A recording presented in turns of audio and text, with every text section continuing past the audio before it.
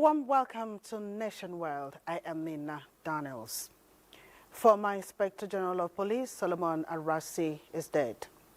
IGP Arase, retired, reportedly died at a hospital in Abuja on Sunday, August 31st, 2025, at the age of 69. Arase, a distinguished officer, retired in June 2016 after attaining the mandatory retirement age of 60 years. The former IGP was known for his commitment to police reforms, intelligence-led policing, and efforts to improve community relations during his tenure. Arase was appointed chairman of the Police Service Commission by former President Muhammadu Buhari in January 2023, a position he played a key role in overseeing police affairs and reforms. Until his death, Arase, who hailed from Owan West local government area of Edo State, studied political science at Ahmadu Bello University and graduated in 1980 before he joined the Nigerian Police Force on December 1st, 1981.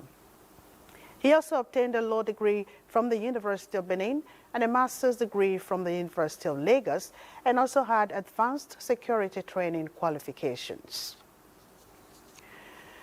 Of course, now we're joining Joseph Otsen live. Hello, Joseph. Could you please tell us exactly what's happening, where you're at right now? What is the atmosphere like regarding the death of the former IGP right there at the Arase residence? Mina, I'm at the Solomon Arase's residence now. It's actually a solemn moment here. We have a lot of mourners who have been coming in and to pay their condolences. The Inspector General of Police came in earlier on. A lot of also police officers came in, and his colleagues who served with him and have retired with him to have been trooping in here.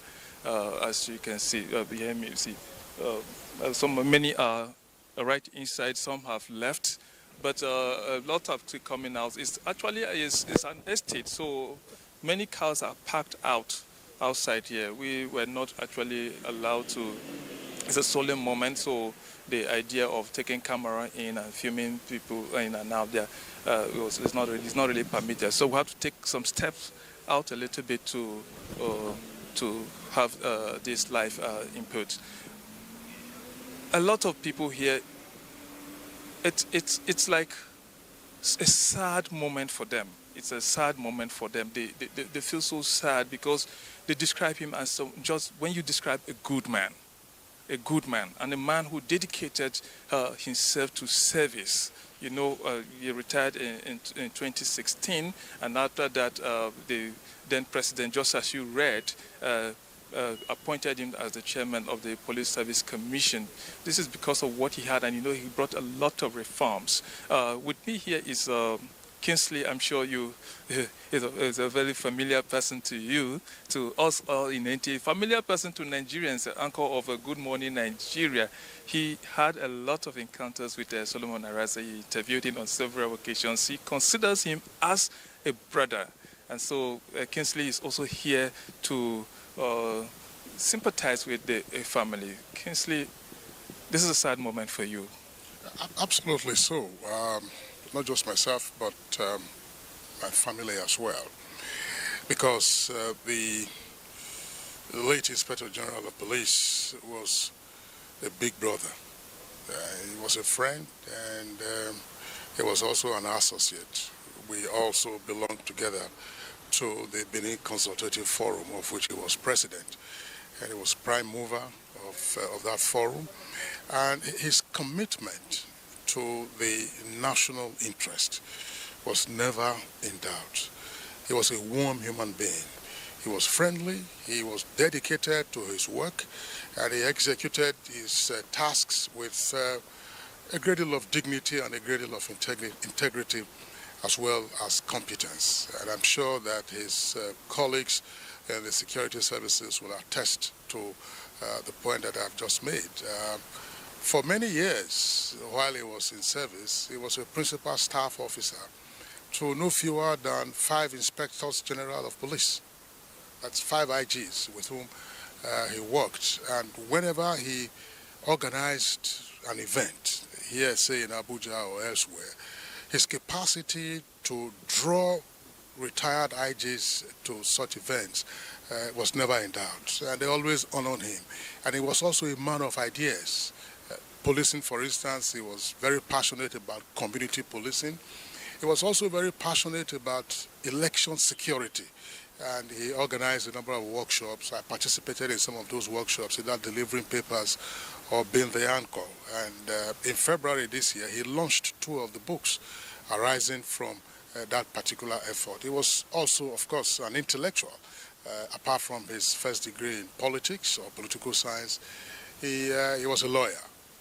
He earned his PhD in law, and only a few months ago he was appointed as a member of the body of benchers. That's a highly respected body in the legal profession. So this is a personal loss, also loss to our family, and of course we are deeply saddened by this sudden exit of a good man.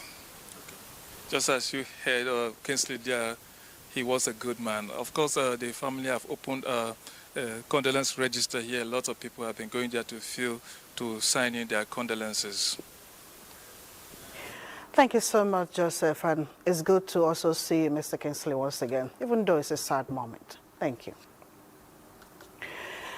The chairman of the Rivers State Independent Electoral Commission, Dr. Michael O'Day, flanked by other commissioners, has announced the results of the Rivers State local government election at the commission's head office in Port Harcourt. Out of the 23 local government councils, the All Progressives Congress, APC, won in 20 local governments, while the PDP won in 3 local governments. Kingsley Amajiri now will be joining us from the Rivers State Electoral Commission in Port Harcourt. Earlier he was... Wobodo Charles is the chairman-elect for Equator Local Government. He obtained 62,746 votes, 62,746 votes. Chairman-elect for Kana Local Government is Thomas Verriere. Thomas Verriere is the chairman-elect for Kana Local Government. He garnered 156,027 votes. 156,027 of the APC. Obiako Local Government. The chairman-elect for Obiako Local Government is Dr. Git Onyinye Wolo. Dr. Git Onyinye Wolo is the vice chairman-elect for Obiako Local. Is the chairman-elect for Obiako Local Government. He garnered 328,823 votes. 328823.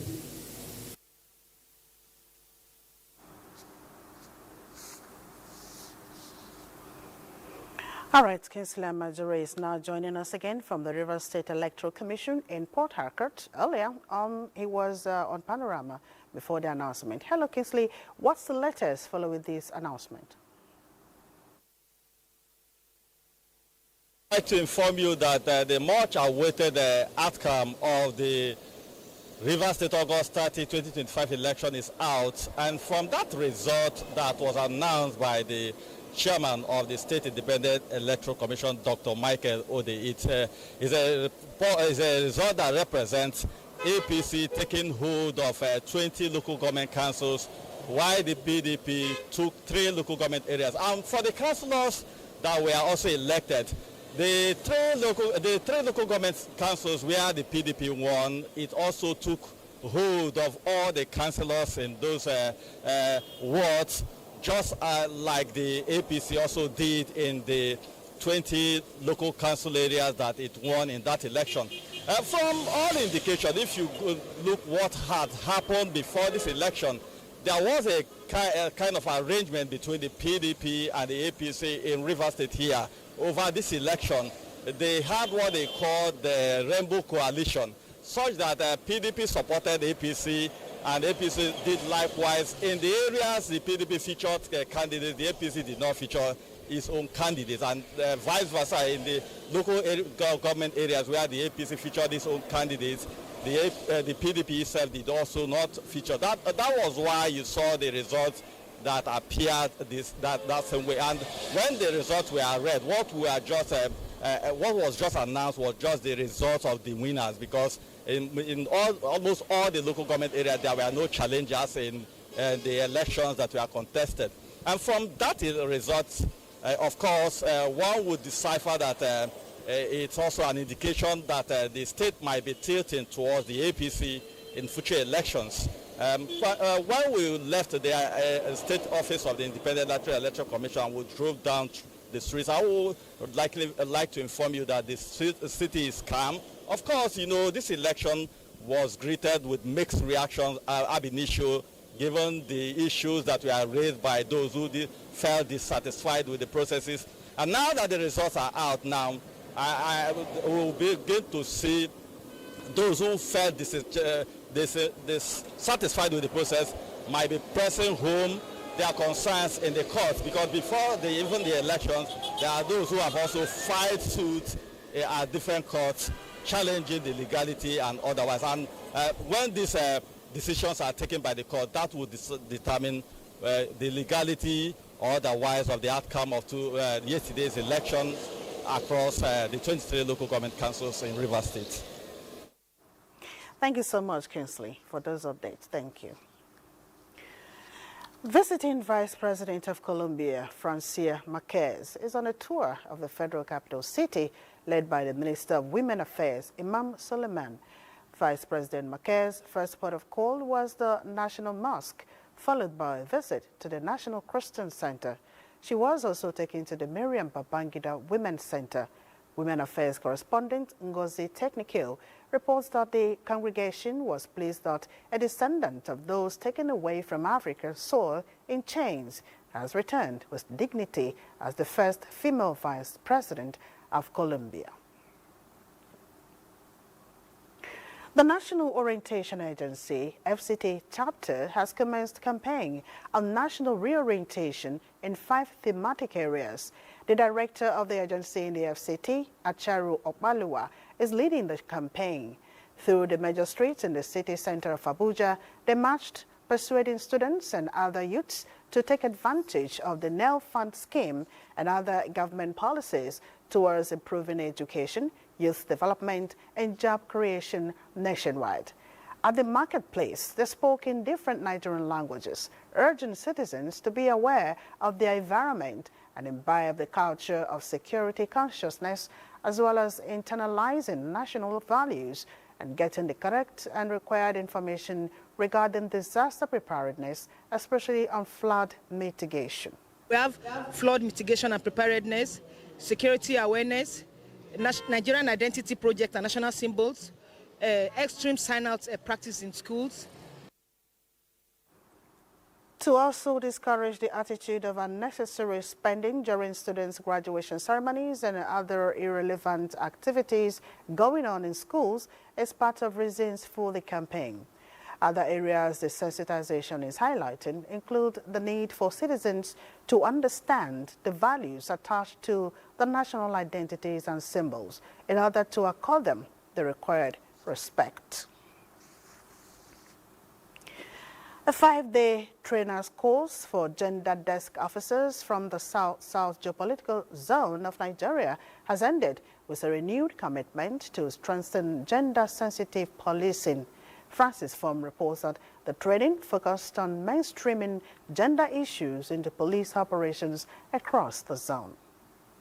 Learned a lot. CSP Shulamite Otukpa and CSP Okpadola Rachel, gender desk officers of the Nigeria Police Force, are among participants from the South-South region who, within the last 5 days, have been equipped with critical skills to tackle sexual and gender-based violence. In the region where I'm from, sexual and gender-based violence is prevalent.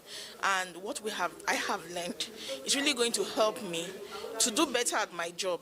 When I come in contact with survivors, I know how to address them and how to treat issues of gender cases, GBV cases. This training has given me more and deeper understanding on how to handle issues of sexual and gender-based violence. They are going back home is for them to step it down in their respective AOR. We gave them training, education, a course for trainers about methodology, didactics, everything what is important, how to train adults, and with their knowledge, with this package what they have received here. The training aimed to reposition the force to be gender sensitive in handling such matters in line with international best practices. Francis from NTA News.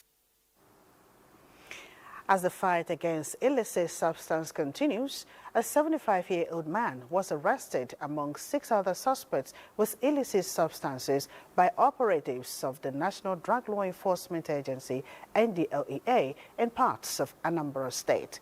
Just as the anti-narcotic agency intercepts tramadol capsules in fuel tanker heading to Borno State. Details of this and more with Salwa Khalil Ibrahim. The 75-year-old man was arrested with 26.7 kilograms of skunk in Anambra State, along with 5 others who were caught with various quantities of opioids. In Taraba State, a 30-year-old man was arrested with a Dane gun during a raid on his 71.5 hectare of cannabis farm, where 178.750 kilograms of skunk were destroyed. NDLEA operatives intercepted 104,900 capsules of tramadol concealed in a fuel tanker heading to Borno State, and a suspect was taken into custody. Additionally, a major supplier of illicit opioids was arrested in Borno State, and 30,640 pills of tramadol, 7,940 tablets of Rofinol, and 7,999,200 naira were recovered from his apartment. While in Ekiti State, NDLEA operatives seized 5.3 grams of loud and Colorado, as well as 2.5 grams of methamphetamine from a 42-year-old drug kingpin.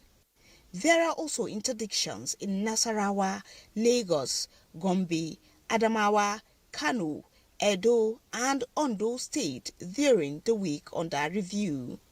In Abuja, Salwa Khalil Ibrahim, NTA News.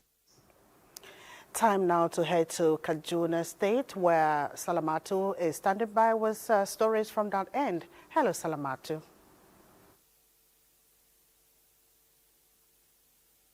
And a warm welcome to Kaduna Studios. The Nigerian Customs Service has sustained operation against contraband goods with the seizure of illicit drugs worth more than 700 million naira. Comptroller Customs Kaduna State Command Abba Aji Idris stated this during media briefing. Muhammad Yahya completes the report. The illicit drugs include tramadol, pregabalin capsules, marijuana worth more than 700 million naira were intercepted by the men of Nigerian Customs Service along Kongolam axis in Daura local government area following a credible information. The hard drugs being transported in vehicles posing as convoy to beat security checkpoint. The custom officers on duty engaged the suspect and arrested one of them, who is currently being interrogated as others fled and abandoned the vehicles conveying the drugs. To curb these menace, our men are up and doing, and we are not going to relent. We will turn all stones available to see that we have curbed this menace. The custom commander attributes increase in banditry and kidnappings to the use of illicit substance, which he says the command is committed to contain it. He identifies porous borders in the state as responsible for transit of illicit drugs in the state, but is optimistic that the command will sustain the fight against smuggling. In Katsina, Muhammad Yahya, NTA News. As Nigeria prepares for its next national census, the National Population Commission is intensifying sensitization campaign at the grassroots. In Kaduna State, the NPC Federal Commissioner Saadatu Garba Dogon Bauchi is leading a week-long campaign to raise awareness on the forthcoming digital census exercise, describing it as catalyst for national planning and development. Suraj Abdullahi has the details. In preparation for a successful hate-free national population census, The National Population Commission, NPC, has intensified its engagement with communities across the 23 local government areas of Kaduna State. As part of its sensitization drive, the Commission is reaching out to traditional rulers, community leaders, local government chairmen, and various interest groups, stressing the importance of full participation in the forthcoming census exercise. Federal Commissioner of the NPC in Kaduna State, Saadatu Garba Dogon Bauchi, commended the Kaduna State government for its unwavering support and gave firm assurances of inclusive and transparent process. Our core goal remains clear: to ensure that everyone is counted once and counted in the right place without commission or duplication. Local government chairmen and other critical stakeholders have pledged their total support and commitment to ensuring the success of the census. Welcome idea, because they are being proactive before the commencement of the exercise. So I'm going to do whatever it takes to support this program to ensure that everybody is counted in the Kaduna South. The Commission also announced that the forthcoming census will be Nigeria's first fully digital population count. The development of advanced technology is expected to enhance accuracy, transparency, and enable real-time monitoring throughout the exercise. From Kaduna, I am Suraj Abdullahi, NTA News. That will be all from our Kaduna studios. We'll be joining Ladidi at our Maiduguri Network Center for more updates after this timeout. Please stay tuned. Joining us, this is Maiduguri, a one-day seminar on transformational leadership towards streamlining defense tactics and operations within the Joint Task Force Northeast Operation Hadinkai has been held at the Memalari Military Cantonment in Maiduguri. This seminar was initiated by the Army Headquarters, Department of Army Transformation and Innovation. Abubakar Musa reports. With the theme, Transformational Leadership and Nigerian Army Operational Effectiveness in a Joint and Multi-Agency Environment, the seminar focuses on appraisal and review of significant breakthroughs recorded so far, as well as challenges hindering operations within the joint operating environment. Resource persons identified drug abuse, lack of strategic planning, and proactive approach to present-day realities as critical issues that must be tackled for successful outcomes. Mr. President's commitment to our operational and administrative needs has been pivotal to the successes achieved so far and continue to strengthen our capacity to safeguard the nation's security as well as Nigeria's territorial integrity. The Army Headquarters Department of Army Transformation and Innovation believes in constant training and retraining of troops in the front line towards averting worst-case scenario in a joint operating environment, hence organizing this seminar, which has indeed redefined the modus operandi of participants. In Maiduguri, Abubakar Musa, NTA News. The National Orientation Agency, Borno State, has flagged off its sensitization campaign aimed at strengthening citizens' awareness, deepening trust in government, and promoting national unity, as they believe early engagement with the public is vital to fostering a well-informed and cohesive society. Omar Jumbarima reports that the campaign will be carried out simultaneously across all states of the Federation, including the Federal Capital Territory. The leadership of Director General Malam Larry Issa Onilu, the agency plans to engage citizens through press conferences, town hall meetings, school visitations, motor parks and market rallies, advocacy visits to traditional and religious leaders, and road shows to build mutual trust between the government and the people, with emphasis on early public engagement, critical to fostering a well-informed and cohesive society. The National Orientation Agency has a cross-cutting mandate that runs across so many spectra of government. Key among this mandate is the responsibility to sensitize the general public on government policies, programs, and activities, which in recent time, the agency have expanded its messaging platform to meet the diverse communication requirement of our equally diverse audience demography.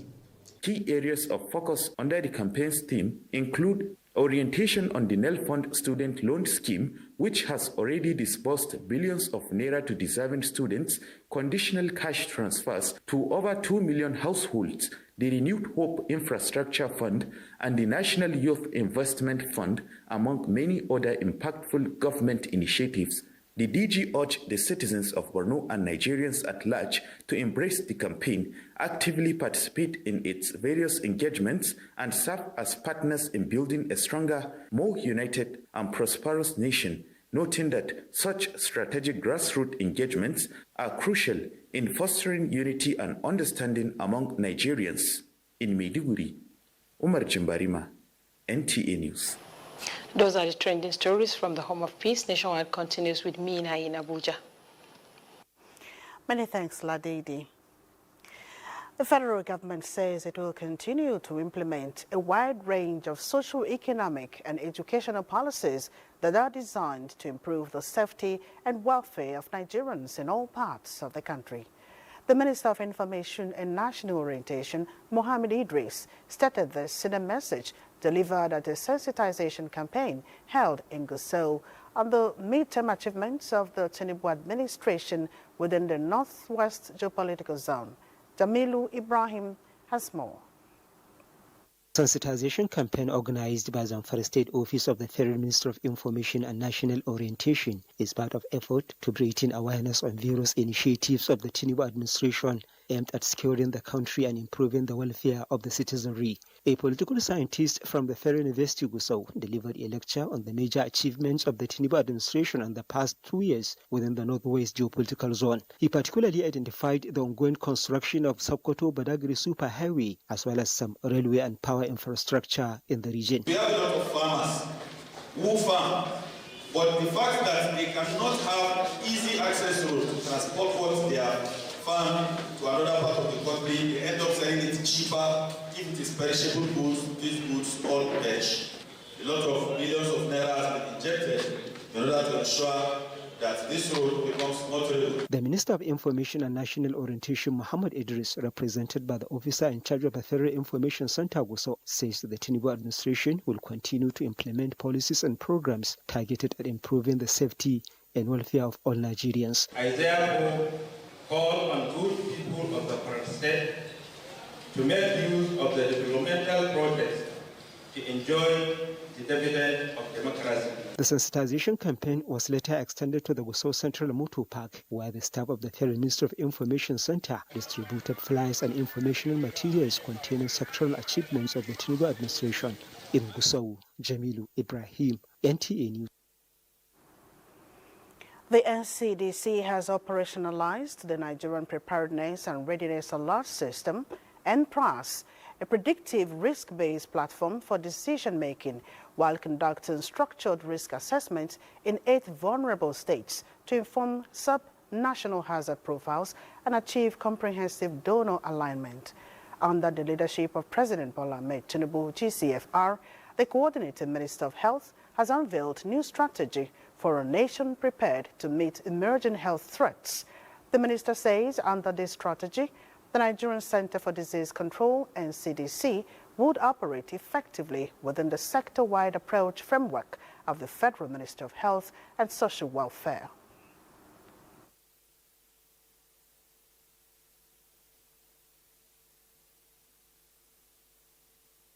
In a world where local emerging and re-emerging infectious diseases can rapidly turn global, the federal government of Nigeria is working hard to prepare our national institutions and our health professionals and scientists. This informed our resolve to reposition the Nigeria Center for Disease Control, NCDC, to be a preeminent reference point on our continent and globally for disease surveillance, prevention, preparedness, and response. The leadership of our president has produced a number of important breakthroughs that promise to enable our country to most effectively prevent or respond to any new or recurrent public health emergencies. Apart from the provision of new disease surveillance and response infrastructure, over 325 infection prevention and control IPC focal persons from 95 tertiary hospitals and 214 secondary facilities nationwide are currently undergoing structured training to become certified IPC professionals, which serves as some major boost to Nigeria's health security workforce. Start strong, finish stronger. That's the message health workers in Benue State are sending to mothers as they intensify calls for full child immunization. Mose Ajawu Ode reports. Immunization remains one of the most effective ways to protect children from deadly but preventable diseases, reducing child mortality and improving community health. It is estimated that about 4 million deaths worldwide are prevented by childhood vaccination every year. They've been giving us days to come, and I know that it's very helpful because it helps them prevent some illnesses in children. And I've not missed any of his appointments. Because it helps their immune system against some diseases, infections, you know. The importance of immunization cannot be overemphasized. In Benue State, many are concerned with mothers who start routine immunization and fail to complete it, leaving children vulnerable to tuberculosis, polio, measles, tetanus, amongst others. Encourage every mother to bring their child for immunization, and they should follow it from day one to the end of it because it boosts the immunity of the children. With greater awareness, easy access and community support, health workers remain hopeful that more mothers will follow through, giving every child the needed food to boost immunity against diseases. In Makudi, Moses Ajau Udi, NTA News. Now, Awal is standing by in Lagos Network Center with stories making the rounds from that part. Hello, Awal.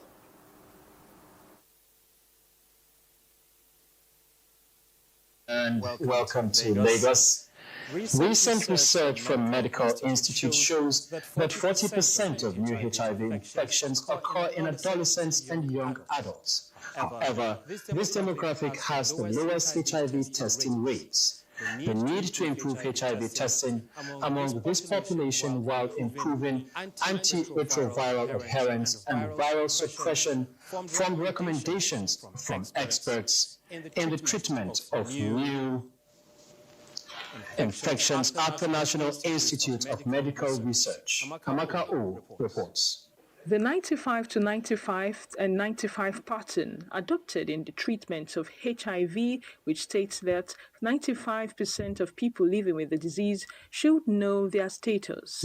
95 of those who know their status should be on life-saving antiretroviral therapy, while 95 of those on antiretroviral therapy should be virally suppressed, essential for meeting the United Nations Sustainable Development Goals 3 of ending the HIV epidemic by 2030. NIMA and the experts working with him are doing a lot or attempt to create a healthy environment. Experts in the treatment of the disease call for pre-test and post-test counseling. What our team have done was to look at the gaps and the lacunas of the previous HIV microbicide gels and look at how we can close these gaps to come up with a novel microbicide vaginal gel that will be suitable for use amongst women.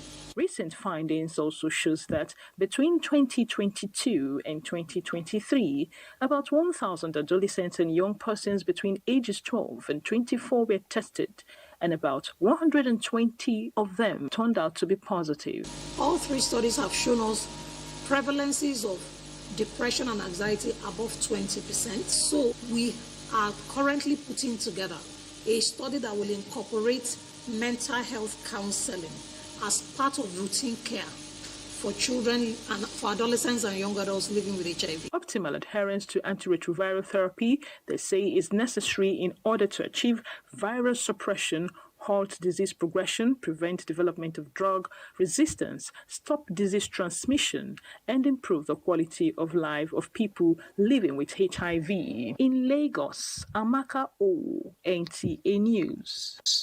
Industry players have described the Investopedia by the Nigeria Governors Forum as a good initiative capable of attracting potential investors and boosting the nation's foreign direct investment. Again, Amaka O highlights reasons why Lagos is conspicuous in the compendium.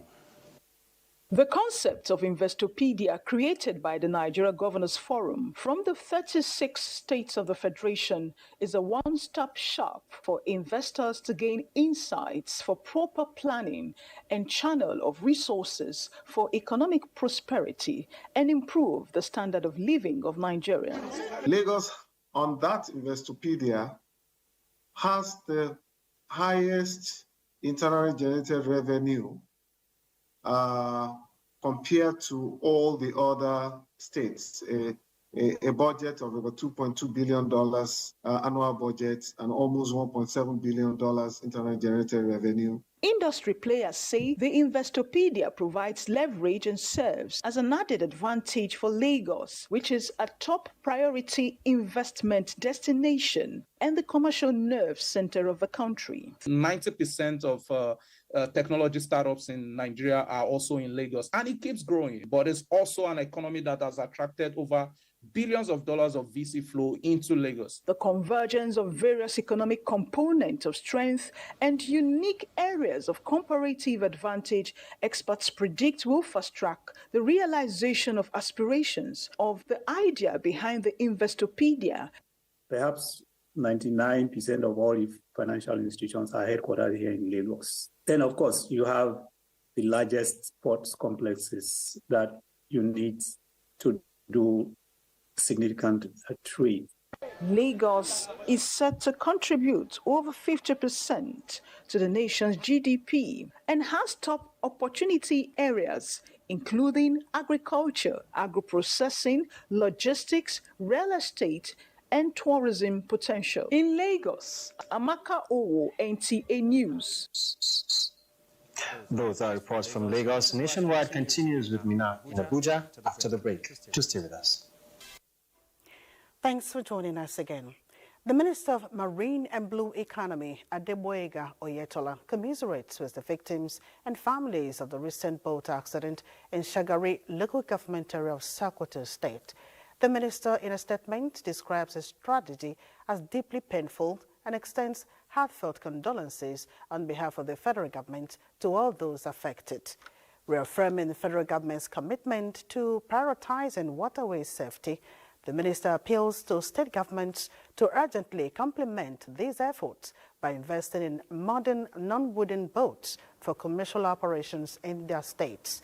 The minister notes that despite the ministry's recent interventions, including the nationwide distribution of 3,500 life jackets to each riverine state, incidents of boat mishaps have persisted largely due to the widespread use of wooden boats. Oyetola stresses that fiber and aluminium boats, being sturdier, safer, and more durable, represents the global standard for inland and coastal waterway transport and calls on state governments, particularly those with large riverine populations, to urgently invest in these modern boats, describing such investments as both life-saving and economically strategic. Nigeria is currently experiencing the peak of the 2025 rainy season with flooding on the rise. 9 states have been placed on alert due to anticipated heavy rainfall. Musa Baba Aliyu has the details. The sky and earth share a clear understanding. Nature has designed it so that when the sky releases rain, the earth absorbs most of it. However, when the downpour exceeds what the earth can absorb, flooding occurs. Investigations reveal that the amount of rainfall recorded across the country so far exceeded the earlier predictions by the Nigerian Meteorological Agency, NIMET. Currently, 25 states have experienced devastating floods affecting 272,890 people, with 230 lives lost. In the coming days, 9 states, mostly in the north, have been put on high alert. States listed include Sokoto and Zamfara, with Makera and Anka towns specifically flagged. High-risk locations also include Gwaram in Jigawa, Nafada in Gombe, Ngala in Borno, Sumaila in Kano, and Azari and Jama'are in Bauchi State. In Adamawa, Mubi, Sheleng, and Abakumo were named, while Kaita, Bindawa, and Katsina town were listed for Katsina. Areas affected by the flooding in Taraba State include parts of Lau, Karimulamido, Gasol, and Ardo local government areas. Rice and maize farms, most of whom are located close to River Benue, were destroyed, while many houses in villages along the River Benue bank were also submerged. Yobe State also recorded a devastating flood in Patiskun, where more than 500 houses were damaged.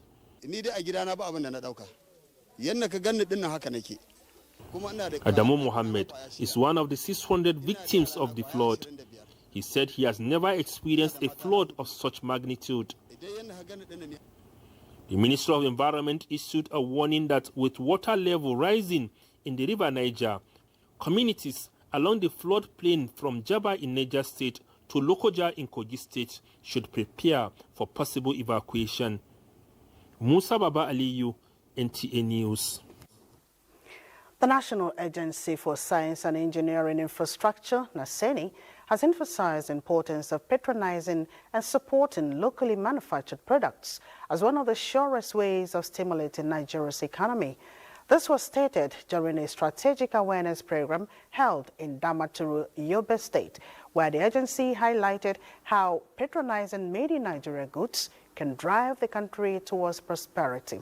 Yunusa Suleiman reports. The National Agency for Science and Engineering Infrastructure, NASENI, is a federal government agency established to fuel innovation and drive indigenous industrialization for a sustainable future. To this end, the agency brought together local manufacturers, entrepreneurs, and consumers from across Yobe State for strategic focus group discussions centered on sharing innovative ideas to improve the quality, visibility, and patronage of Nigerian-made products.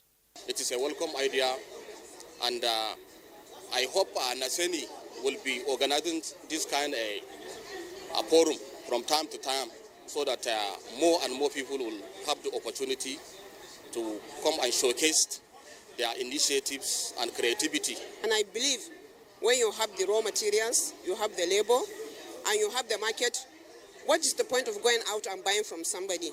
You just produce it in your locality. And by producing it in your locality, you have provided your populace with a job. And you can see a lot of manufacturers here. It's an opportunity for them that will be created as a window for them to meet out with NASENI for collaboration and partnership. Several locally manufactured products by NASENI were showcased, including a four-wheel drive hybrid pick-up van, among the 35 products to be introduced to the Nigerian market, with the hope of being game changers in the nation's manufacturing sector. In Damaturu, Yunusa Suleiman, NTA. The Nigerian Army has distributed fertilizers to farmers in Benue State to boost agricultural productivity and to ensure food security in the country. Chief of Army Staff, Lieutenant General Olufemi Oluyede, who made the donation in Makurdi, says the gesture is to key into the present administration's drive to encourage agriculture and foster the civil-military relationship. Charles Harbour reports that the Chief of Army Staff was represented by the Commander 72 Paratroop Battalion, Makurdi, Lieutenant Colonel Sunday Agwom. Benue State has continued to maintain the appellation food basket of the nation, considering its all-crop yielding land with comparative advantage over other states. Farmers who benefited from the distribution of the fertilizers by the Chief of Army Staff, Lieutenant General Olufemi Oluyede, are visibly excited over the gesture, saying it's the first of its kind, and thank the Chief of Army Staff for empathizing with the people of Benue in their trying moments. Representative of the Chief of Army Staff, Lieutenant Colonel Sunday Agwom, explains the essence of the benevolence, saying the Army is desirous of the people to be secured and go back to their farms. The distribution of the farm inputs cut across the 3 senatorial districts of Benue State. Charles Abba, NTA News. The Nigerian Army says it will keep instilling strong work ethics such as discipline, accountability, integrity, and respect to ensure that soldiers develop a mindset aligned with the military's core values. This was re-echoed at the Work Ethics and Organizational Performance Course 7 by the Nigerian Army Resource Center in Abuja. Defense correspondent Olajide Bello reports. In today's complex security environment, ethical lapses and poor organizational performance can have their consequences. This course not only prepares personnel to meet the high standards of military service, but also equips them to respond to evolving challenges with professionalism and integrity. To hone your skills, remind you about some things that you forgot, introduce some new things to you, just to make you better leaders and servants of your respective organizations and services. So as you depart from here, please, I want to urge you, whatever you learn from here, this is the only way you can add value to your organization, to society, and by extension to our country, Nigeria. Ultimately, the course ensures that junior and middle cadre members are not just capable in their duties but are also trusted custodians of the military's reputation and mission. The Work Ethics and Organizational Performance course plays a pivotal role in shaping the professional foundation of junior and middle cadre personnel in the armed forces for operational effectiveness and direct impact mission success. Olajide Bello, NTA News. Sports update is next. The curtain has fallen on the 13th West Africa Deaf Football Tournament and the 3rd Deaf Athletics Championship held in Abuja after a week of intense competition with 6 countries in attendance. Stakeholders are calling for improved access to quality education and increased funding support from ECOWAS to enable deaf athletes in the sub-region to compete more effectively on the global stage. This year's edition, which coincided with the 50th golden anniversary of ECOWAS, also featured the presentation of awards and medals. I am sure that since you've been here for over 2 weeks, you've seen the good things in Nigeria as a country.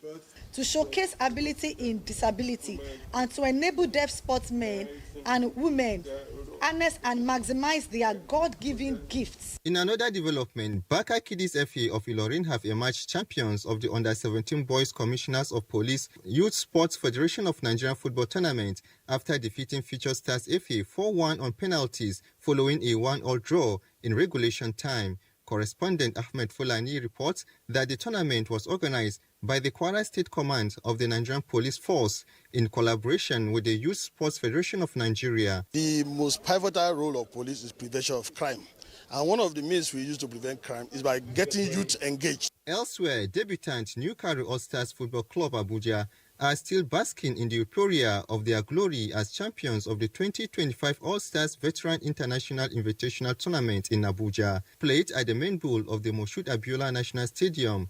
The newcomers lifted the trophy for the very first time, edging past Karu All-Stars 3-2 on penalties after a thrilling contest. What we have demonstrated here, even at the grassroots, you can be able to be creative. It's always fun to play in the midst of legends.